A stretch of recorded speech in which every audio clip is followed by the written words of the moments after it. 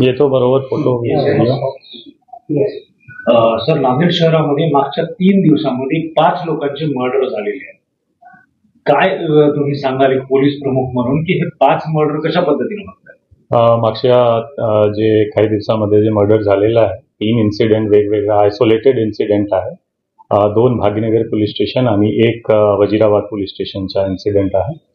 आणि त्यामध्ये जे इन्व्हॉल्ड एक्युज्ड किंवा विक्टिम आहे ते वेगवेगळ्या आणि वेगवेगळ्या कारणावरून मर्डर झालेला आहे, आयसोलेटेड आहे. कनेक्ट करून एक नरेटिव्ह बनला नाही पाहिजे. दुसरी गोष्टी, आजच्या जे मर्डर आहे भाग्यनगर पोलीस स्टेशन हदमध्ये, ह्यामध्ये विक्टिमचं नाम सोनू कल्याणकर आहे. Aged around 30-35 years. आणि ह्यामध्ये आपण निष्पन्न केला जवळपास 4 आरोपी आतापर्यंत निष्पन्न झालेला आहे.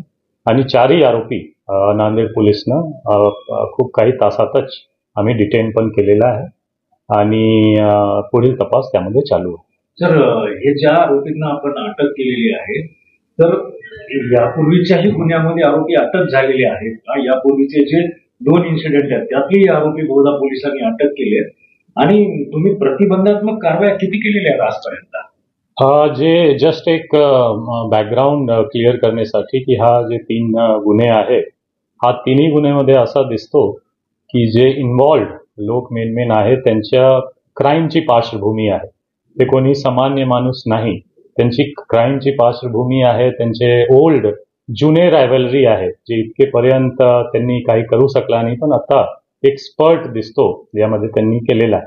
एकंदरीत मागच्या 2 वर्षमध्ये आम्ही जवळपास 45 MPDA ची कारवाई करून नांदेड जिल्ह्याचे जे 45 सराईत गुन्हेगार होता, जे की आम्ही प्रचलित कायद्याची प्रतिबंधक कारवाई केल्यानंतर सुद्धा सुधार झाला नव्हता, असा आम्ही MPDA मध्ये हर्सुल जेलमध्ये पाठवलेला आहे. त्यापैकी काही बाहेर पण आलेला आहे. एकंदरीत 55 आणि 56 महाराष्ट्र पोलीस ऍक्टमध्ये जे हद्दपारची एक्सटर्नमेंटची कारवाई असतो त्यामध्ये जवळपास आम्ही 125-126 आरोपीला हद्दपार पण केलेला आहे मागच्या. तो असा एक मोठा प्रमाणावर जे सराईत गुन्हेगार हॅबिच्युअल ऑफेंडर्स होता ते नांदेडमध्ये हद्दपार आहे किंवा MPDA मध्ये जेलमध्ये आहे.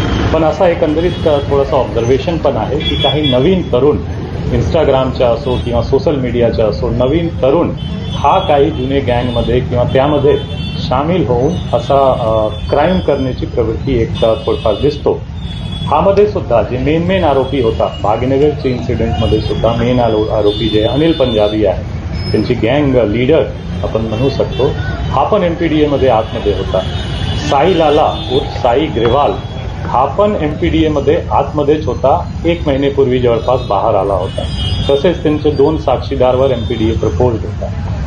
म्हणून असा एकंदरीत दिसतो की त्यांच्यावर वॉच आहे. त्यांच्यावर जे मॅक्सिमम पॉसिबल पोलिसिंग कारवाई आम्ही केलेला होता, पण बाहेर आल्यानंतर आणि काही नवीन मेंबर्सला घेऊन त्यांनी असा कृत्य केलेला आहे. आयसोलेटेड इन्सिडेंट आहे. नांदेड पोलीस फुल्ली कॉन्फिडंट आणि केपेबल आहे की यांच्यावर आम्ही 0 टॉलरन्स ठेवून यापुढे सुद्धा कारवाई करणार. आम्ही गॅरंटी नाही देऊ शकणार की होणार नाही, पण झाल्यानंतर त्यांच्यावर 0 टॉलरन्स आणि प्रिव्हेंट करण्यासाठी जे काही मॅक्सिमम आम्ही करू शकतो तो 100% नांदेड पोलीस LCB ची टीम आणि आमची ग्रामीण स्थानिक पोलीसची टीम 100%. आज एक आरोपीला पाठलाग करत असताना त्याने आपल्या दिशेने गोळीबार केला आणि प्रत्युत्तरात आपण त्याच्यावर गोळीबार केला. काय नेमकी?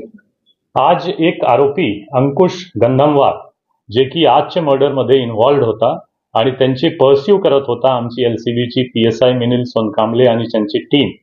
हा ग्रामीण पोलीस स्टेशन हदमध्ये झरी खदान जवळ जे एक कनाल आहे त्या रोडवर जात असताना त्यांची पाठलाग करत असताना ते शेताकडे पळाला आणि आमची टीमवर त्यांनी फायर करण्याचा प्रयत्न केला. एक फायर केला पण फायर झाली नाही, परत कॉक करून फायर करत होता सेल्फ डिफेन्समध्ये आणि त्यांची आजूबाजूचे पब्लिक आणि स्टाफचे डिफेन्समध्ये. प्रत्युत्तरमध्ये आमचे PSI मिलिंद सोनकांबलेनं पण त्यांच्यावर कमरचे खाली एक सेल्फ डिफेन्समध्ये फायर केलेला आहे. नीजवर त्यांना इंजुरी आहे आणि सध्या गव्हर्नमेंट हॉस्पिटलमध्ये अंकुश गंधमवार ऍडमिट आहे.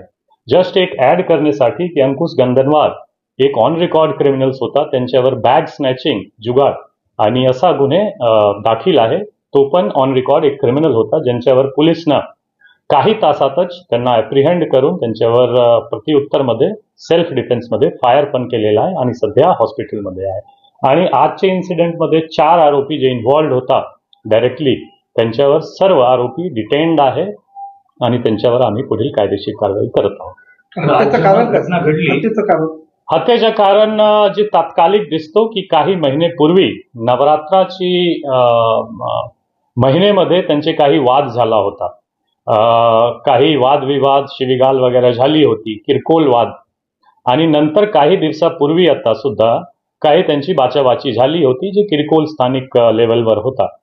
आणि त्याच राग मनात धरून असा एक किरकोळ रिजनवर असा एक फायर झालेला आहे असा दिसतो. पण यांच्या मागे थोडंफार अजून आपण जाऊन चौकशी करणार की यांच्या मागे सुद्धा काही लार्जर कॉन्स्पिरसी आहे का, काही अजून पार्श्वभूमी आहे का. रिजन असा आहे की जे दोन्ही पार्टी इन्व्हॉल्ड आहे, सोनू कल्याणकर यांची पण क्रिमिनल पार्श्वभूमी आहे. त्यांच्यावर जवळपास 6 गुन्हे दाखल आहे, ज्यामध्ये की 307 अटेम्प्ट टू मर्डर, 353 म्हणजे पब्लिक ऑफिशियलवर अटॅक करणे, 188, 135 असा सर्व गुन्हे विक्टीमवर पण दाखल आहे.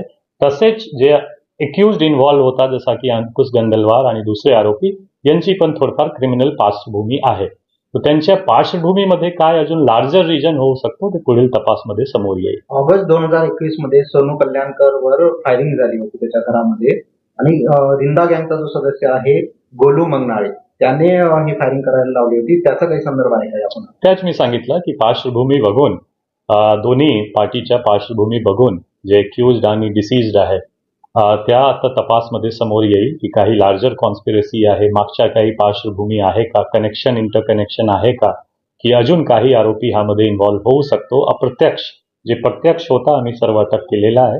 अप्रत्यक्ष सहभाग अजून कोणाचा जर असेल तर 100% त्यांच्यावर कारवाई होणार. एक अजून आवाहन करतो मी की नांदेड जिल्ह्यामध्ये आता जे सोशल मीडियावर थोडंफार एक अनरिस्पॉन्सिबल पोस्ट करून काही क्रिमिनल बॅकग्राऊंडच्या लोकांना सुद्धा की सिम्पथेटिक पोस्ट हा केला नाही पाहिजे की भाई गेला, मेरा भाई, आपका भाई.